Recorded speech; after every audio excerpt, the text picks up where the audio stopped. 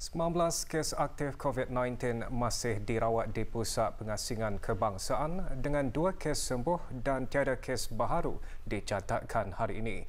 Dalam sirah akhbar mengenai perkembangan situasi jangkitan COVID-19 di negara Brunei Darussalam, Kementerian Kesihatan memaklumkan jumlah keseluruhan kes jangkitan kekal 173 kes dengan kes sembuh seramai 151 orang.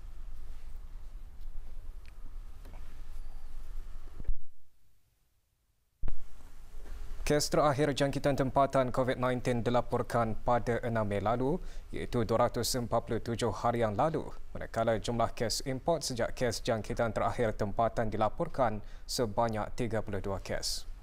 575 orang sedang menjalani pengasingan diri mandatori, manakala seramai 10,929 orang menamatkan pengasingan diri mandatori sejak Mac 2020. Sementara itu, 113 sampel ujian virus SARS-CoV-2 dilaksanakan, menjadikan jumlah keseluruhan ujian makmal yang dijalankan sejak Januari 2020 sebanyak 84,943 ujian. Maklumat lanjut dan perkembangan terkini layari laman sesawang Kementerian Kesihatan dan Talian Kesihatan 148. Kesihatan merupakan anugerah berharga dalam kehidupan seseorang. Bagi meningkatkan kesihatan dan kecergasan diri, seseorang itu perlu memilih mengamalkan gaya hidup sihat. Perkara tersebut antara yang disentuh semasa forum Syukuri Nikmat Sihat yang diadakan sempena Majlis Ilmu 2020. Forum berlangsung semalam di Masjid Al-Amirah Al-Hajjah Mariam, Kampung Jerudong. Hadir yang berhormat Awang Haji Mohimin bin Haji Johari alias Jahari, Ahli Majlis Mesyuarat Negara. Dengan tema mencegah lebih baik daripada merawat, forum antara lain membincangkan 4 faktor kesihatan iaitu fizikal, intelektual, emosi dan sosial. Ahli-ahli panel terdiri daripada Dr. Haji Adnan bin Haji Basar, Rice College University Perguruan Ugama Seri Begawan Kupu SB dan Dr. Haji Zulaidi bin Haji Abdul Latif, Timbalan Setiausaha Tetap Profesional Kementerian Kesihatan. Juga hadir Awang Haji Muhammad Serudin bin Haji Timbang, Timbalan Setiausaha Tetap Kementerian Hal Ehwal Ugama. Majlis Ilmu menjadi mercu tanda kepimpinan intelektualisme ke bawah Duli Yang Maha Mulia Paduka Seri Baginda Sultan dan Yang di-Pertuan Negara Brunei Darussalam yang amat menitik beratkan kepentingan ilmu untuk semua lapisan masyarakat dan sebagai wadah perkongsian ilmu kepada rakyat dan penduduk negara Brunei Darussalam.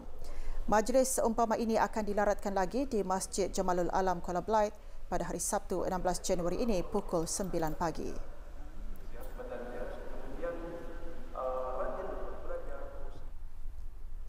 Setiap kemasukan daging halal ke negara ini hendaklah mempunyai kebenaran permit import halal yang sah dengan mengikuti proses-proses yang ditetapkan. Peringatan itu dikeluarkan susulan lebih 1,000 kilogram ayam mentah dirampas dalam operasi bersepadu yang dijalankan di kawasan Jerudong. Perincian yang selepas ini.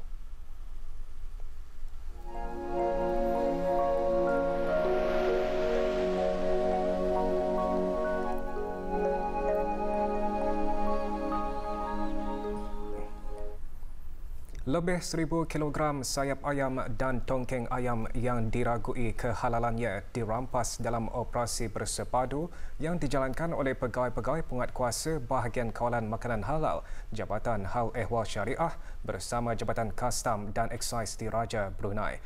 Operasi dijalankan di 3 lokasi berasingan di kawasan Jerudong pada Isnin lalu.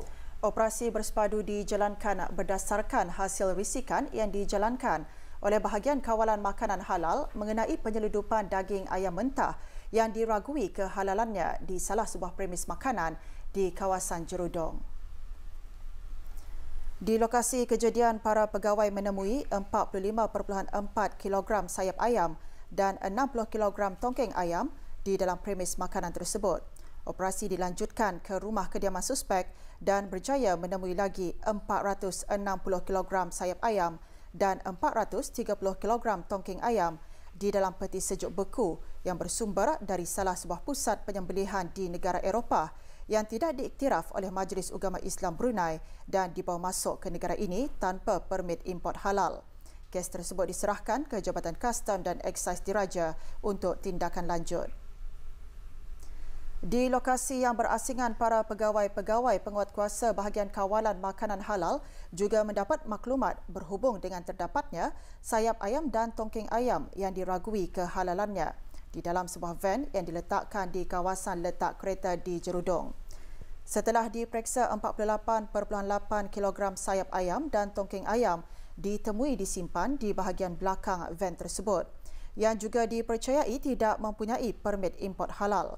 Sayap ayam dan tongking ayam itu dipercayai dibekalkan untuk kegunaan salah sebuah restoran yang bersijil halal di Jerudong. Pemeriksaan lanjut berjaya menemui 52.1 kilogram sayap ayam dan tongking ayam di restoran tersebut dan kawasan penyalayan berhampiran. Siasatan awal, suspek mengakui mendapatkan sayap ayam dan tongking ayam tersebut dari seseorang yang tidak dikenali dan kesemuanya tidak mempunyai tanda halal Majlis Ugama Islam Brunei. Kesemua sayap ayam dan tongking ayam tersebut dirampas dan dibawa ke Ibu Pejabat bahagian kawalan makanan halal. Kes juga disiasat di bawah Bab 37 Perintah Sijil Halal dan Label Halal 2005 kerana gagal mematuhi kehendak dan syarat pensijilan halal Majlis Ugama Islam Brunei. Sebarang maklumat mengenai kegiatan penyeludupan daging mentah, hubungi talian hotline bahagian kawalan makanan halal 7166-222 atau mana-mana pejabat bahagian kawalan makanan halal di setiap daerah. Orang ramai diingatkan setiap kemasukan daging halal ke negara ini hendaklah mempunyai kebenaran permit import halal yang sah dengan mengikuti proses-proses yang ditetapkan.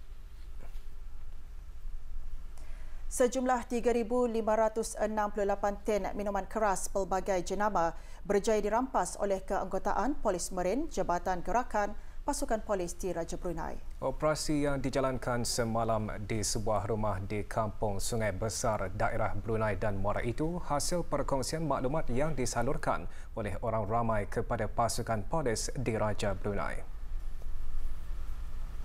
Pemeriksaan segera dibuat dan telah menemukan satu longgokan kotak-kotak minuman keras pelbagai jenama diletakkan di atas tanah di kawasan bawah rumah kediaman berkenaan. Jabatan Kastam dan Eksais Diraja juga dihubungi bagi membantu menjalankan pemeriksaan di rumah tersebut serta bagi peralihan dan penyiasatan kes selanjutnya. Masa itu sangat berharga dan ia berlalu dengan begitu pantas tanpa kita sedari. Justru kita hendaklah menggunakan masa yang ada dengan sebaik-baiknya. Sesungguhnya jika masa tidak dimanfaatkan oleh manusia dengan sebaik-baiknya, nescaya ia akan benar-benar dalam kerugian. Ini antara yang terkandung dalam isi khutbah Jumaat hari ini yang bertajuk menghargai dan memanfaatkan masa.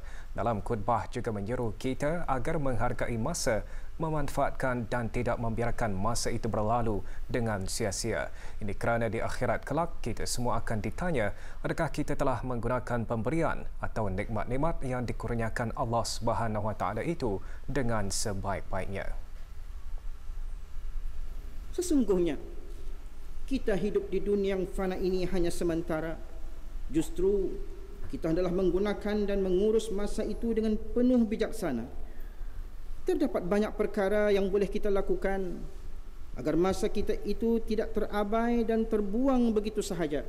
Antaranya seperti menggunakan masa itu untuk memperbanyakkan amal ibadah dan amal kebajikan, mengisi masa itu dengan menimba ilmu pengetahuan, menggunakan masa itu untuk memikirkan dan merancang masa depan, meluangkan masa bersama ahli-ahli keluarga dan memanfaatkan masa dengan berusaha untuk sentiasa memajukan diri, keluarga, masyarakat dan negara.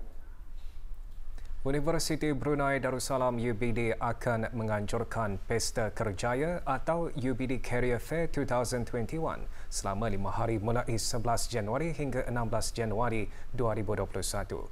Pesta Kerjaya akan dirakan secara bersemuka dan secara maya berikutan pandemik COVID-19 dan sebagai mematuhi garis panduan Kementerian Kesihatan. Laman sesawang juga telah ditubuhkan bagi membolehkan para pengguna melayari 24 jam selain berinteraksi secara maya bersama dengan para penuntut UBD, alumni dan majikan. Semasa Pesta Kerjaya, pelbagai industri yang meliputi dari institusi pendidikan, makanan dan minuman, komunikasi, kesihatan serta beberapa agensi kerajaan juga akan menyertainya dengan pelbagai peluang pekerjaan dan temu duga atau walk-in interview bagi mengisi jawatan-jawatan kosong sepenuh masa bekerja sementara serta penempatan kerja.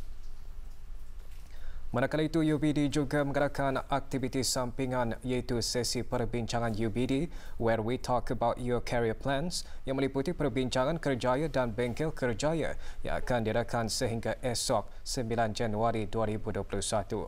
Aktiviti tersebut memberi pendedahan bagi para penuntut dan alumni mengenai keperluan-keperluan yang kian meningkat dalam majoriti kerjaya masa kini termasuk temu duga, komunikasi dan kemahiran.